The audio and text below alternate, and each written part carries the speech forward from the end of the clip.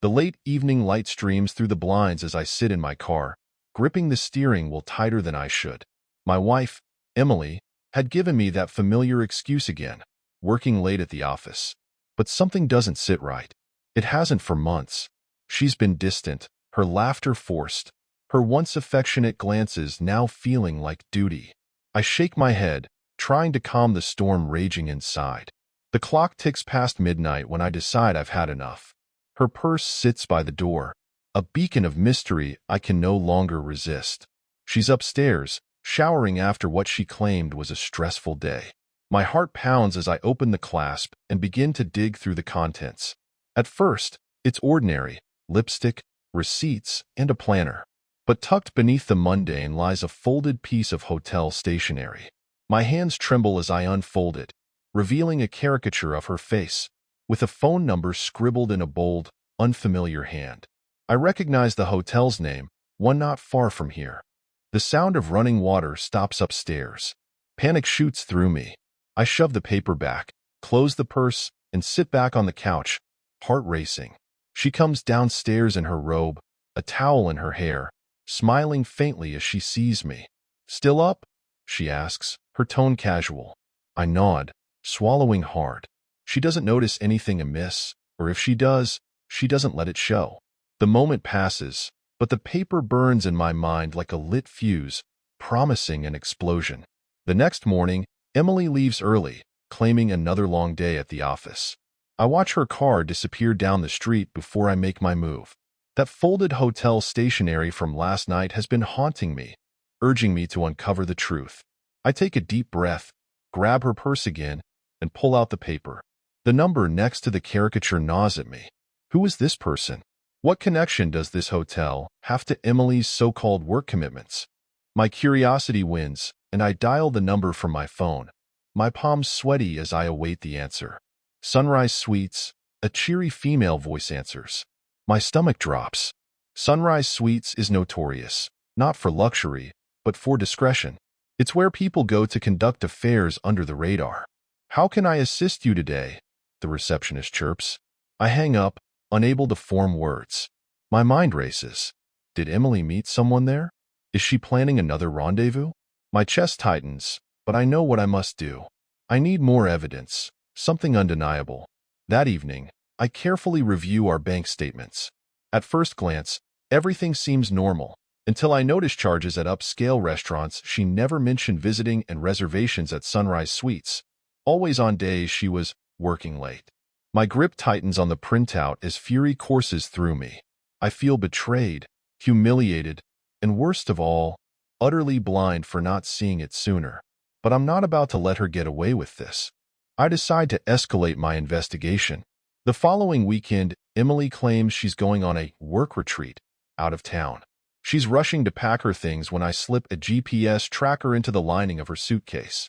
She kisses me goodbye, the act feeling like acid against my skin, and drives off.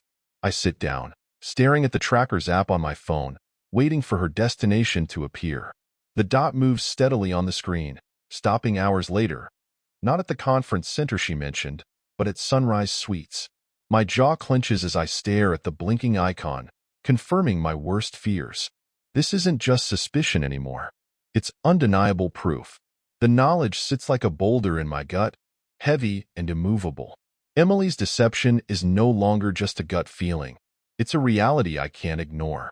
She's at Sunrise Suites right now, and the thought sends a fresh wave of anger through me. I need answers, but more than that, I need a plan. I pull up my phone and start recording the tracker's app screen, ensuring every detail is documented: the location, the time, and her precise movements. Evidence. It's not enough to accuse her. I need undeniable proof. My next step is risky but necessary. I text Emily, keeping my tone casual. "Hey, how's the retreat? Hope it's not all work and no play." A few minutes pass before she responds. "It's fine, just busy. Miss you." Lies. Every word is a lie. My hands shake, not with fear but with anticipation. I decide to take it one step further. The hotel is only an hour away, and I have no intention of sitting idly by. I grab my keys and head out. The drive feels both too long and too short. My mind races with possibilities. Will I catch her red-handed? Who is she with? Each scenario that flashes through my head only fuels my anger further. I pull into the Sunrise Suites parking lot, scanning the cars for anything familiar. Sure enough, her car is there, parked neatly near the entrance. My heart pounds as I sit, watching the entrance like a hawk. Minutes feel like hours, but finally, I see her.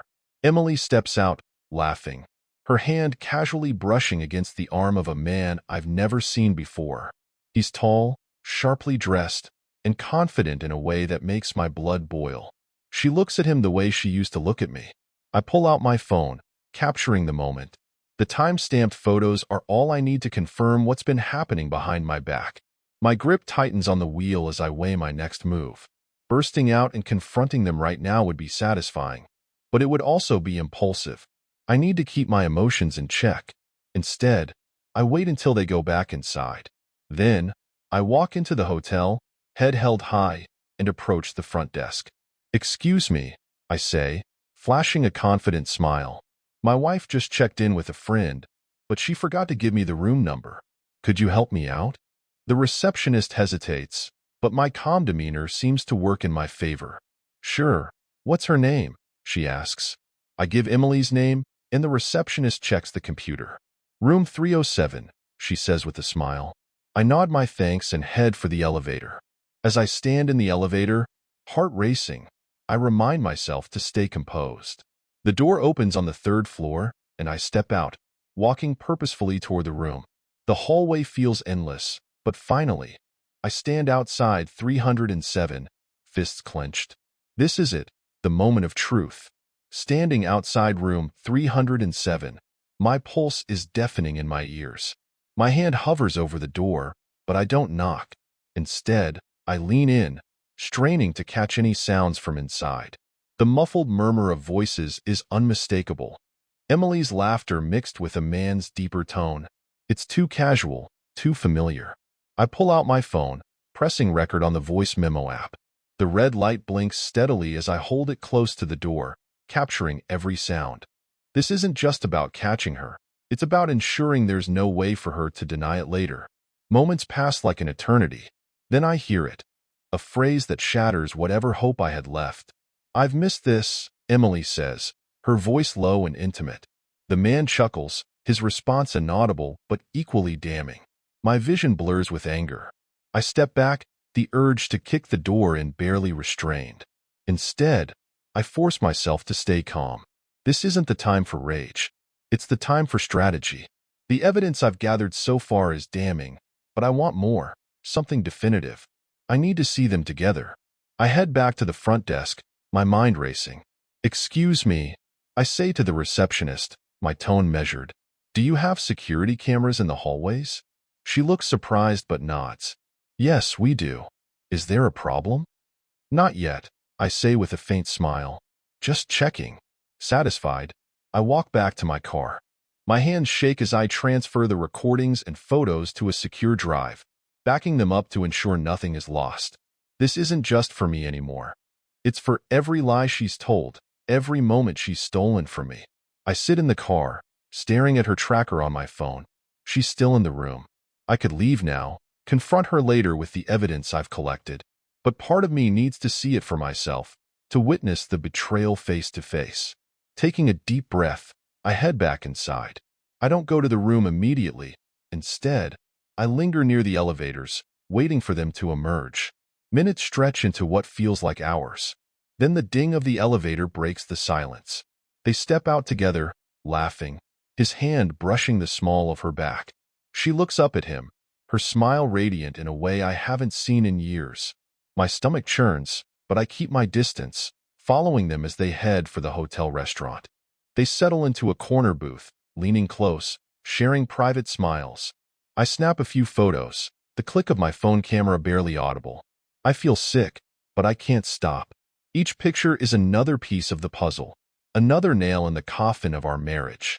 I slip out of the restaurant, unable to watch any longer. Back in my car, I review the evidence I've gathered. It's more than enough. There's no denying what I've seen.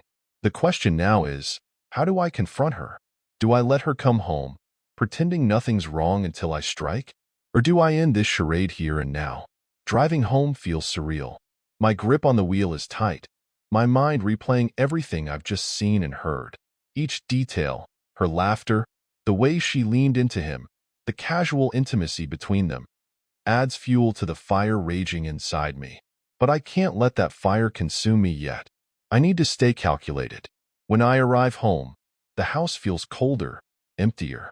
It's as if her betrayal has seeped into the walls, tainting everything we built together.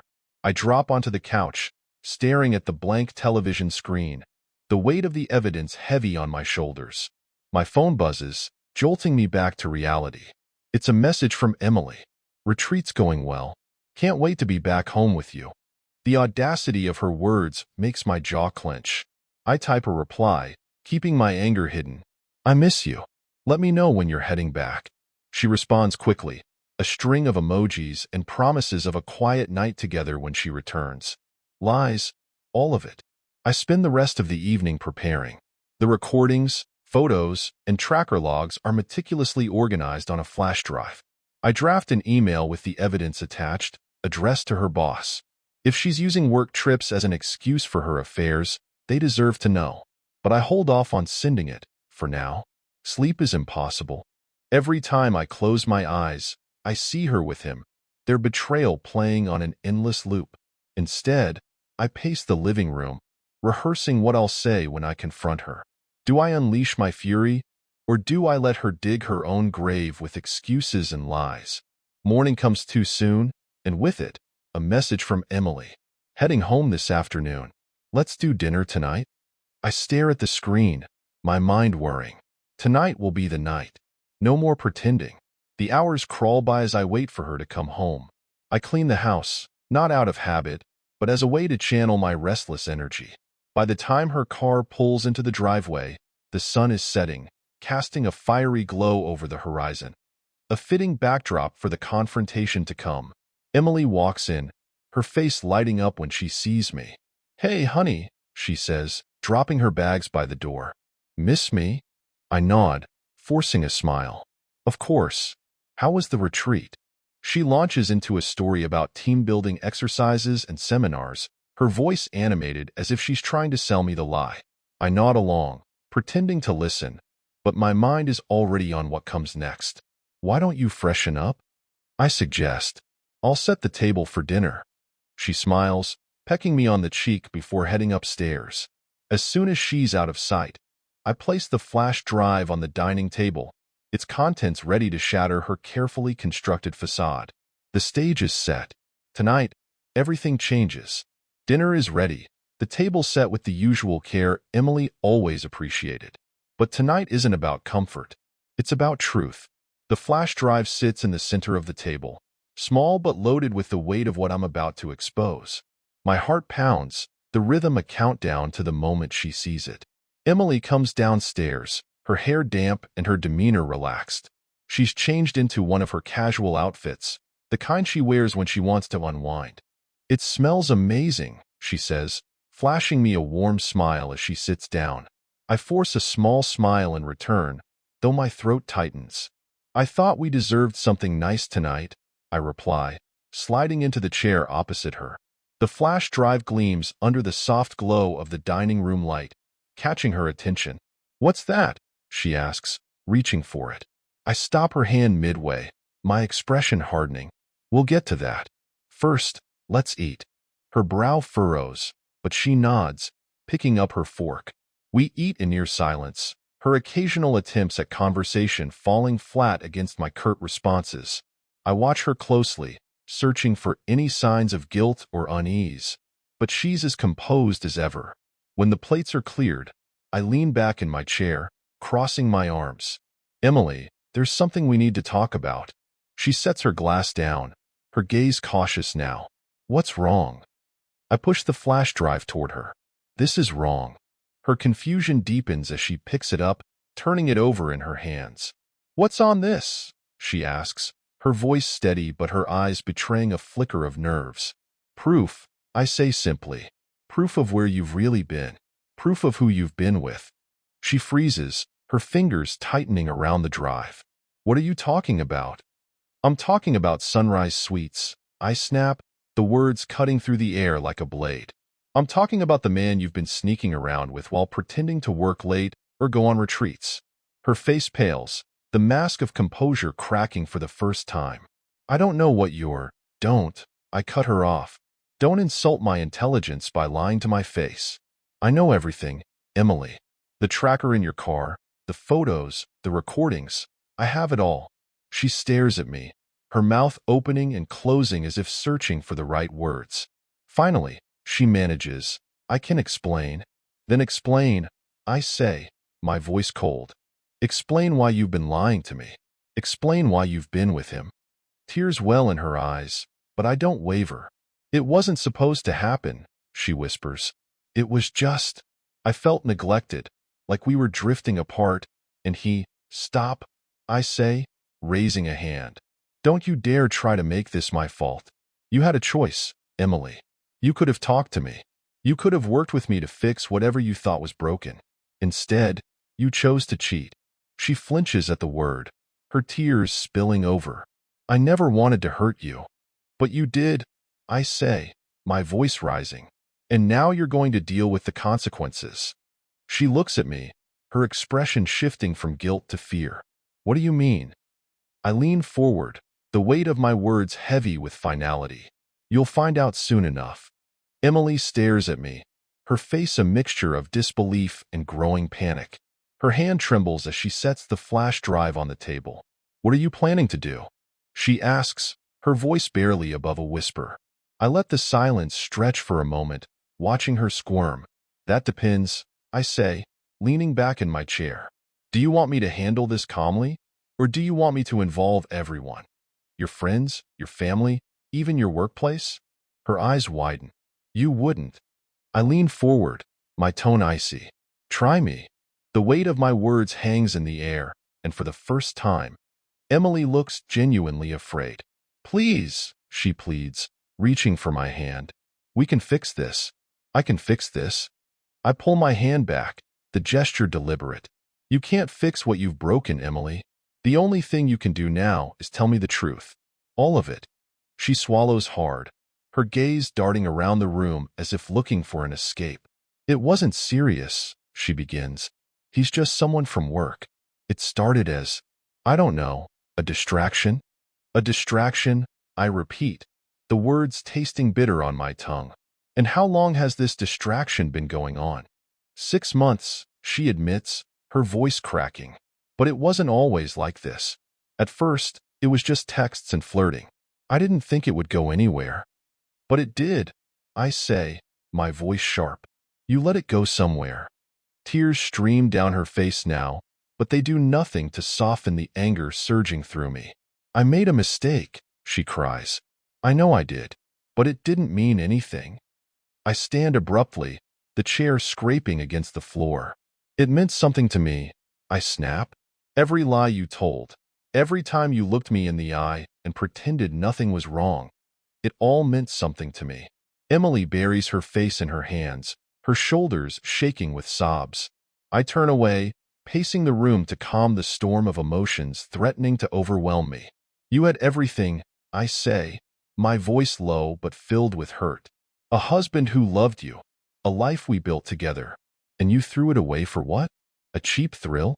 I didn't mean to hurt you, she says again, her voice muffled by her hands. I wasn't thinking. No, you weren't, I interrupt.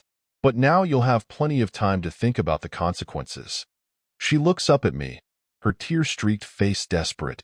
What do you mean? What are you going to do? I stop pacing and meet her gaze, my expression steeled with resolve. You'll find out soon enough. Her lip quivers, and for a moment, I see the woman I fell in love with, the woman I thought I knew. But that woman is gone, replaced by someone who betrayed me in the worst possible way. I walk out of the dining room, leaving her to sit alone with her guilt. Upstairs, I pull out my laptop and compose 2 emails. One is addressed to her boss, outlining her abuse of company resources and time for personal escapades. The other is to my lawyer, requesting an urgent meeting to discuss divorce proceedings. My hands hover over the send button, hesitating for just a moment. But the image of her with that man flashes in my mind, and I press send without a second thought. Downstairs, I hear her sobbing, but I don't go to her. This isn't about her anymore. It's about me, about reclaiming my dignity and my future. The next morning, the house is eerily quiet. Emily didn't come to bed last night, and I didn't bother checking on her. When I go downstairs, I find her asleep on the couch, her tear-streaked face a portrait of misery. For a fleeting moment, I feel a pang of pity, but it's quickly buried under the weight of her betrayal. I make coffee, the sound of the machine breaking the silence. The smell rouses her, and she sits up, looking disheveled and defeated. "Morning," she says weakly, her voice hoarse. I don't reply. Instead, I pour a cup for myself and sit at the table, scrolling through my phone. The tension is palpable, but I refuse to be the one to break it. Finally, she speaks. "I meant what I said last night. I want to fix this. I'll do whatever it takes." I set my phone down, meeting her gaze with cold detachment. "You can start by packing your things." Her face crumples. "Please, don't do this," she begs. "We can go to counseling. We can talk to someone." I cut her off. "I already talked to someone," I say, my tone sharp. "My lawyer." Her eyes widen, the realization hitting her like a slap. "You've already?" "Yes," I say firmly. "And it's not just the lawyer. I sent an email to your boss, too. They'll know exactly how you've been spending your work retreats." Her face goes pale, the gravity of my actions sinking in. "You didn't," she whispers. "I did," I say, standing up and grabbing my mug. "You made your choices, Emily. Now you get to live with them." She leaps up, grabbing my arm. "You're throwing away everything we've built," she cries. "For what? One mistake? One mistake?" I scoff, pulling my arm free. "Don't diminish what you did. This wasn't a mistake. It was a series of deliberate choices. You lied to me, betrayed me, and for what? A fling? Was it worth it?" She stares at me, her lips trembling. "I was stupid," she says. "I was selfish. But I love you, and I don't want to lose you." I shake my head, my voice hard. "If you loved me, you wouldn't have done this. Love doesn't survive on lies, Emily." She collapses back onto the couch, her body racked with sobs. But I don't feel sympathy. Not anymore. I leave her there and head upstairs, determined to move forward without her. By midday, the fallout begins. My lawyer calls, confirming receipt of my email and outlining the next steps. I've already started the process, and there's no turning back. Later, Emily's phone buzzes incessantly. When she finally checks it, I see the panic in her eyes. "Oh my God," she mutters, her hands shaking as she reads her messages. "What is it?" I ask, my voice devoid of concern. "My boss," she whispers. "He wants to see me first thing tomorrow. He knows." I nod, sipping my coffee. "Good. He should." She looks at me, desperation etched across her face. "You're ruining my life." I set my mug down, leaning forward. "No, Emily, you ruined your life. I'm just holding you accountable." Her sobs return, but I've heard enough. I grab my keys and head for the door, needing space to breathe, to think. As I drive aimlessly through the city, I feel a strange sense of liberation. For the first time in months, the weight of her lies is lifting, and I'm finally reclaiming control. I return home later that evening, the house still quiet. Emily has retreated to the guest room, her way of giving me space or perhaps avoiding me entirely. I don't care. Tomorrow is the day her lies catch up with her professionally, and there's nothing she can do to stop it. The next morning, I'm awake before she is, sitting at the kitchen table with a cup of coffee as she shuffles in, her face pale and drawn. She doesn't say a word as she grabs her things and heads out the door. I know where she's going, to her boss, to face the consequences of what I exposed. The hours tick by slowly. I spend the time clearing out the closet, separating her belongings from mine, and stacking her things neatly in the guest room. It feels cathartic, like shedding old skin.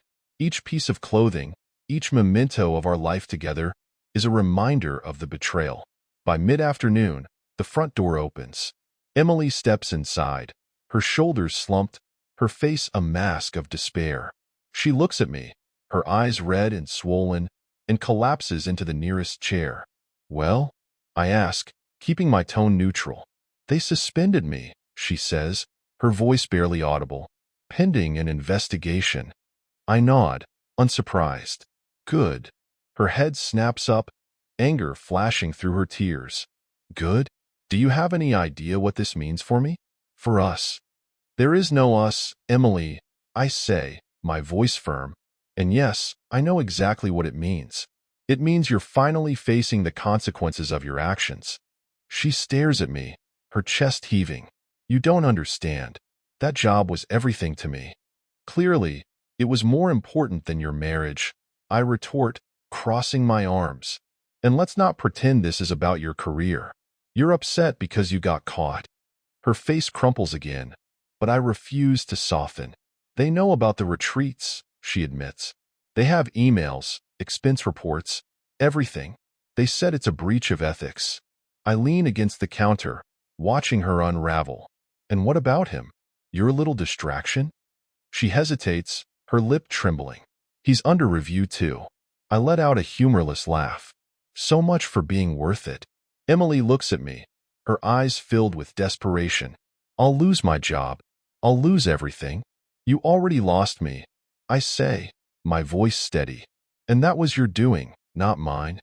She sits silently, the weight of my words sinking in. For the first time, she looks genuinely broken, but it's too late. My sympathy, my forgiveness, they're all gone. I head upstairs, leaving her to sit in the wreckage of her decisions. In the quiet of my room, I feel a strange sense of satisfaction. Justice is beginning to take shape, and the life she tried to build on lies is crumbling beneath her. The days that follow are filled with silence, tension hanging heavy in the house. Emily avoids me, staying in the guest room and emerging only when necessary. I let her sulk, my focus now on finalizing the next steps of our separation.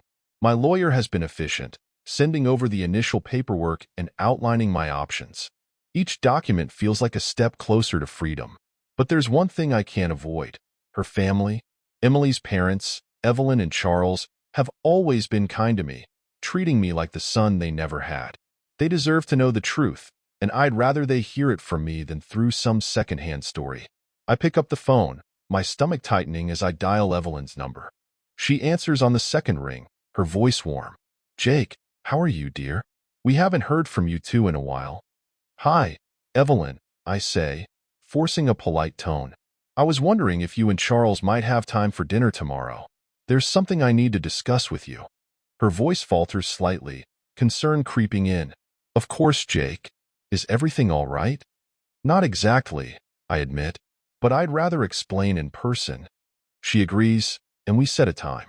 After hanging up, I let out a heavy sigh. Confronting Emily was one thing, but breaking this news to her parents feels like a different kind of betrayal, one I never wanted to be a part of. The next evening, I head to their house. Emily doesn't know I'm going. She's too wrapped up in her own misery to notice much of what I'm doing. When I arrive, Evelyn greets me with a hug, her worry evident. Charles joins us in the living room, his brow furrowed as he takes a seat. "Jake," Evelyn begins, her hands clasped tightly. "What's going on? You sounded so serious." I take a deep breath, choosing my words carefully. "I'm here because I believe you both deserve to know the truth about what's been happening." Their expressions shift from concern to confusion. I pull out the flash drive I brought with me, placing it on the coffee table. This contains evidence of Emily's infidelity. Evelyn gasps, her hand flying to her mouth. Charles stiffens, his jaw clenching. "Are you sure about this?" he asks, his voice low. "Yes," I say firmly.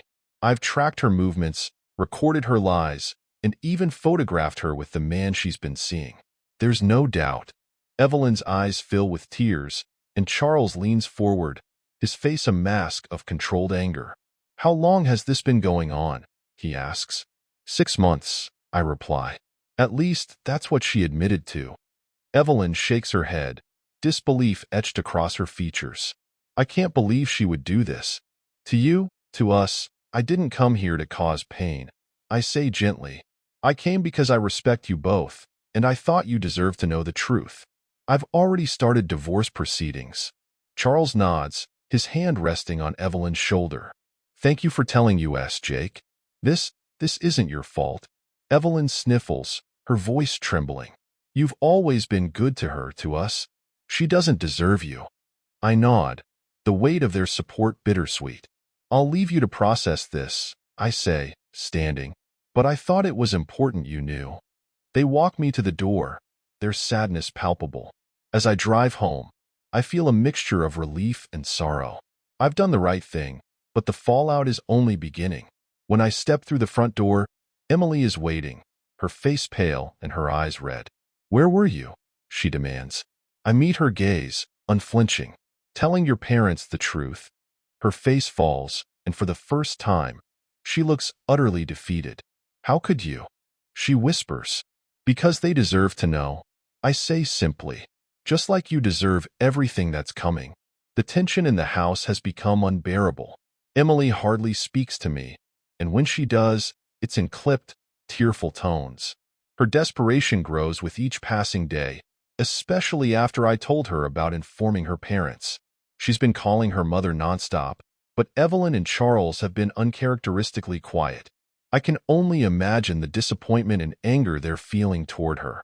It doesn't take long for the news to ripple through our social circles.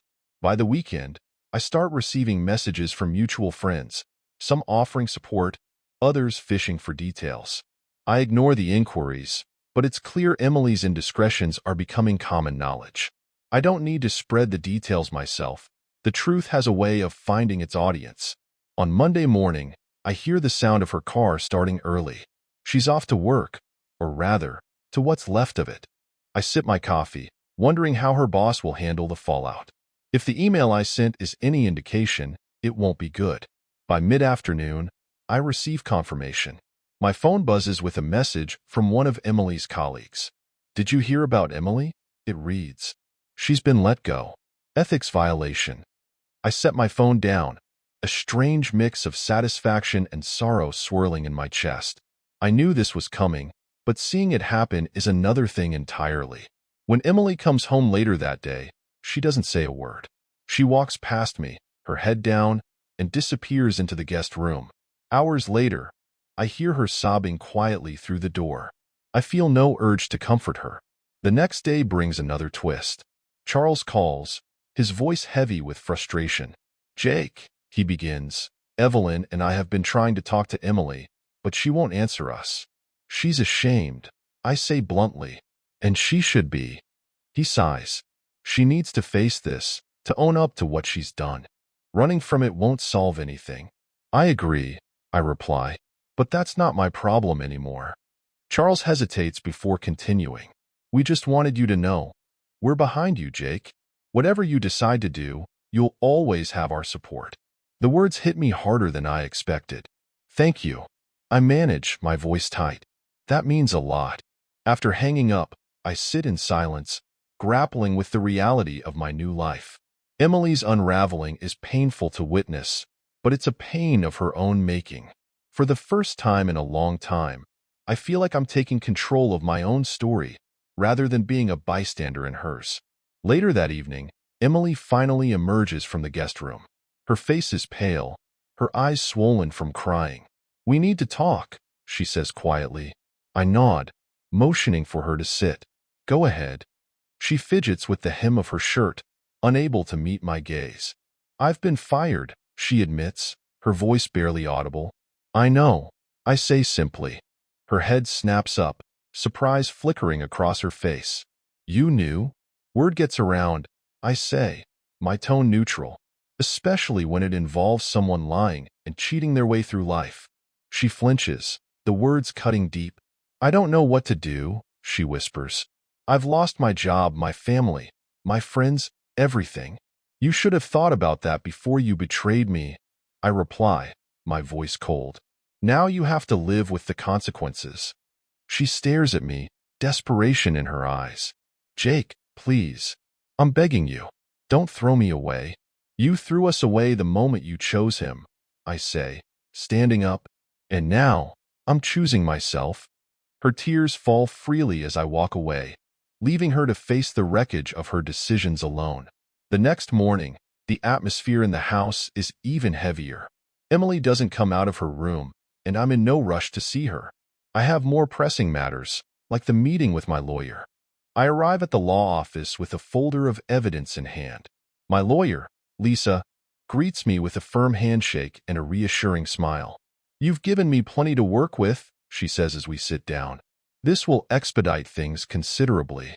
Lisa lays out the strategy: expedited divorce on grounds of infidelity, with a strong case to minimize any claims Emily might try to make on my assets. Given her current job situation and the ethical breaches you documented, I doubt she'll push too hard, Lisa adds. Hearing the plan laid out so clinically gives me a sense of clarity. The emotional storm that's been raging inside me starts to calm, replaced by a quiet determination. I leave the office with a sense of purpose, knowing the wheels are in motion. Back home, I prepare to serve Emily the papers. I'm not looking forward to the confrontation, but it's a necessary step. She's sitting in the living room when I walk in, staring blankly at the TV. The sight of her, so hollow and defeated, stirs a fleeting pang of pity. But I remind myself of the lies, the betrayal, the humiliation. I set the envelope on the coffee table in front of her. "These are for you." She looks at the envelope, then at me, her face a mixture of confusion and dread. "What's this?" she asks, though the answer is clear. "Divorce papers," I say, my voice steady. "I've filed. You need to sign them." Her hands tremble as she picks up the envelope. "Jake, please," she whispers. "Can't we talk about this?" "We've done enough talking," I reply. "This is what happens now." Tears spill down her cheeks as she opens the envelope, scanning the documents. "You're really doing this," she says, her voice breaking. "Yes," I say firmly. "And so are you. It's over, Emily." She sets the papers down, covering her face with her hands. "I never wanted this." "Then maybe you should have thought about that before you threw everything away," I say coldly. "Now, you need to accept the consequences." She doesn't respond, just sits there, sobbing quietly. I leave the room, giving her the space she so desperately needs to process what's happening. Upstairs, I feel a strange mix of emotions: relief, sadness, and an odd sense of closure. That evening, she approaches me, the signed papers in her hand. "Here," she says, her voice barely audible. I take them without a word, glancing over her signature. It's done. The finality of it hits me harder than I expected, but I keep my emotions in check. "Thank you," I say simply. She nods, her eyes hollow. "What happens now?" "Now," I say, "we move on. Separately." Emily's presence in the house becomes unbearable in the days that follow. The signed divorce papers sit on my desk, ready to be filed, and each moment we're under the same roof feels like a cruel reminder of what we've lost, or what she's destroyed. I know it's time to take the next step. One morning, over a tense and silent breakfast, I finally speak. "You need to start looking for a place to stay." Emily looks up, startled. "What?" "Jake, I don't have anywhere to go." "That's not my problem," I reply, my tone firm. "You've had time to figure this out." She sets her fork down, her hands trembling. I thought maybe we could work something out. Stay under the same roof until..." "Until what?" I interrupt. "Until I forget what you did? Until I can pretend none of this happened?" "That's not going to happen, Emily." Tears well up in her eyes. "I can't afford a place right now. I've lost my job. My reputation is ruined. I don't have anything left." "You have your parents," I say coldly, "and I'm sure they'll help you figure something out." She shakes her head. "They're so disappointed in me. I don't even know if they'll take my calls." "Then maybe you should start fixing that," I say, standing up and taking my plate to the sink. "But you're not staying here." She sits there, stunned, as I leave the room. I know I've been harsh, but I can't bring myself to feel guilty.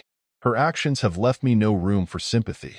That afternoon, I make arrangements to have her things moved into storage. I call her parents, explaining the situation. To their credit, they offer to take her in. Evelyn's voice is heavy with sadness as she says, "We'll take care of her, Jake. I'm so sorry for everything. It's not your fault," I reply. But thank you. When Emily returns home later that evening, I inform her of the arrangements. Your things will be moved to a storage unit tomorrow, I tell her. And your parents have agreed to take you in. She stares at me, her face pale. You've already decided everything without me? Yes, I say bluntly. Because you haven't taken responsibility for anything. It's time you started. She looks like she wants to argue, but no words come.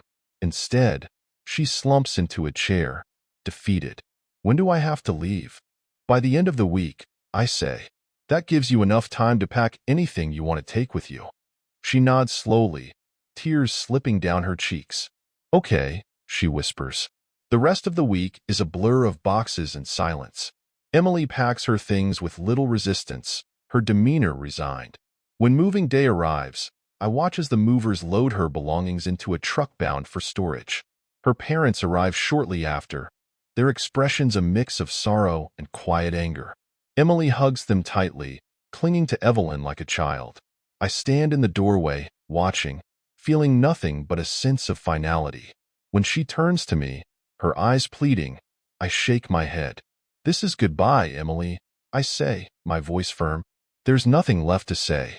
She hesitates, then nods, her shoulders slumping. Goodbye, Jake, she whispers before climbing into the car with her parents. As they drive away, I close the door, the silence in the house now feeling like a blessing. For the first time in months, I feel like I can breathe again. The house feels emptier without Emily's presence, but it's a welcome emptiness. There's no tension in the air, no forced interactions, no ghost of her betrayal haunting me at every turn. For the first time in years, I feel like I have control over my space and my life. The divorce process moves forward smoothly, thanks to the irrefutable evidence I provided. My lawyer keeps me updated, her efficient professionalism a reminder that justice, while slow, is inevitable. Each update feels like a step closer to closing this painful chapter. I throw myself into my work and hobbies, finding solace in the structure and focus they provide. The nights are the hardest, quiet and reflective, the stillness forcing me to confront the emotional wreckage left in the wake of Emily's betrayal. But I refuse to let it consume me. Instead, I use the time to plan, to rebuild. My friends rally around me, offering support and distractions. Mike, my oldest friend, insists on taking me out for drinks. You need to get back out there, he says, his tone light but earnest. Or at least let loose for a night. I laugh, shaking my head. I'm not ready for that yet. Fair, he says, raising his glass.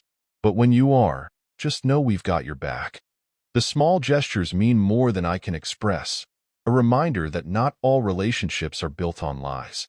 One evening, while cleaning out the house, I come across a box of photos. They're mostly from happier times, vacations, birthdays, anniversaries. Each image is a snapshot of the life I thought I had, the life Emily destroyed. I sit with the box for a while, torn between anger and nostalgia. In the end, I decide to keep a few, the ones that hold meaning beyond her betrayal. Pictures with friends, family, moments of joy that aren't tainted by her deceit. The rest, I pack away, sealing them in a box and shoving it into the back of a closet. Out of sight, out of mind. As the weeks pass, I start to feel lighter. The weight of Emily's actions no longer dominates my thoughts. I've begun to reclaim my life, piece by piece, and with each step forward, the pain lessens. Then, one afternoon, I receive a call from Evelyn. Jake, she begins, her voice tentative. I just wanted to check in. How are you holding up? I'm doing okay, I reply honestly. Better than I was. I'm glad to hear that, she says, a hint of relief in her tone. I wanted to thank you again for how you handled everything. I know it wasn't easy. It wasn't, I admit, but it was necessary. She pauses, then adds, Emily, she's not doing well. She's been staying with us, but I don't know if she's really facing what she did. That's not my concern anymore, Evelyn, I say gently. She made her choices, and now she has to live with them. I understand, she says softly. I just thought you should know. We say our goodbyes, and as I hang up, I feel a strange sense of closure. Emily's struggles are no longer mine to bear. I've done what I needed to do, and now it's time to focus on myself. For the first time in a long time, I feel a glimmer of hope for the future. The days begin to stretch into weeks, and the routine of my new life settles in. The divorce papers have been filed, and the court date looms ahead, but it feels like a formality now. The emotional battles have already been fought, and I've emerged stronger, steadier, and more resolute than I thought possible. My house has transformed in subtle but significant ways. Emily's presence has been erased, her belongings gone, her photos removed, and the energy she brought with her replaced by a calm serenity. I redecorate, repainting the walls and rearranging the furniture. It's my space now, a sanctuary that reflects who I am, not who we were. Work becomes a welcome distraction. I throw myself into projects, earning praise from my colleagues and superiors. For the first time in years, I feel truly productive, unburdened by the weight of a crumbling marriage. My focus sharpens, and with it, the respect I've worked so hard to build. One evening, I'm sitting on the couch, scrolling aimlessly through my phone, when a notification pops up. It's from Mike, a message inviting me to a small gathering at his place. I hesitate, the thought of socializing still a little daunting, but then I remember his words, "We've got your back." I type out a quick response, "I'll be there." The gathering is small, just a handful of familiar faces. The atmosphere is light, filled with laughter and easy conversation. It feels good to be surrounded by people who care, people who know my story but don't let it define me. For the first time in months, I find myself laughing, the sound unfamiliar but welcome. As the night goes on, I find myself in a conversation with someone new, a friend of a friend. Her name is Claire, and she's smart, funny, and refreshingly straightforward. We talk about everything from work to hobbies to the ridiculousness of the latest viral video. There's no pretense, no pressure, just an easy connection. At the end of the night, as people start to filter out, she smiles at me. "It was nice meeting you, Jake. Maybe we'll run into each other again." "Maybe we will," I say, surprising myself with how much I mean it. Back home, I sit on the edge of my bed, replaying the evening in my mind. It wasn't a date, not even close, but it was something, a step toward normalcy, toward opening myself up to possibilities I hadn't considered in a long time. The next morning, I wake up feeling lighter. For the first time, the future doesn't seem daunting. It seems full of potential. The court date arrives quicker than expected, bringing with it the finality I've been waiting for. Emily and I sit on opposite sides of the room, the tension between us palpable but silent. When the judge finalizes the divorce, it feels like a weight has been lifted, a closing chapter on a painful story. She doesn't try to speak to me afterward. Instead, she leaves the courthouse quietly, her head down. I watch her go, not with anger or resentment, but with acceptance. Our story is over, and I have no intention of revisiting it. With the legal ties severed, I feel a newfound sense of freedom. The house is fully mine. My finances are untangled from hers, and I no longer have to carry the emotional burden of her betrayal. It's a fresh start, and I'm determined to make the most of it. I throw myself into personal growth, tackling long-neglected projects and exploring new hobbies. I take up running, finding solace in the rhythm of my footsteps and the fresh air. I reconnect with old friends, strengthening bonds that had faded during the years I spent prioritizing a marriage that ultimately failed. Claire and I cross paths again, this time at another gathering hosted by Mike. We talk for hours, the connection between us growing stronger with each conversation. She doesn't pry into my past, and I don't offer more than I'm comfortable sharing. It's refreshing, like stepping into the sunlight after years in the shadows. Eventually, I ask her out. It's a simple dinner, nothing fancy, but it feels monumental. Sitting across from her, laughing and sharing stories, I realize how much I've missed this, connecting with someone without the weight of distrust or lingering doubts.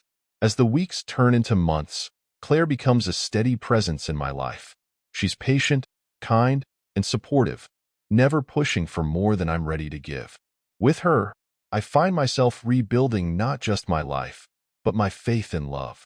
One evening, as we sit on the couch in my newly redecorated living room, she looks at me with a curious smile. "Do you ever think about the future?" she asks. All the time, I reply honestly. And what do you see? She presses, her tone light but curious. I take a moment, thinking about her question. I see a life where I'm happy, I say finally. A life where I don't have to question everything or feel like I'm walking on eggshells. A life that feels real. Her smile widens, and she rests her head on my shoulder. That sounds like a good life. It is, I think to myself. It's not the life I planned, but it's one I'm finally ready to embrace. As I hold her hand, I realize that while the scars of betrayal will always be a part of my story, they no longer define me. I've reclaimed my life, and with it, the promise of a brighter future. This is just the beginning. If you've ever faced betrayal or found yourself starting over, share your story in the comments below. We'd love to hear how you reclaimed your life. Don't forget to like this story, subscribe for more compelling narratives, and hit the notification bell so you never miss an update. Your support helps us continue bringing you these incredible journeys. What's your next chapter? Let us know.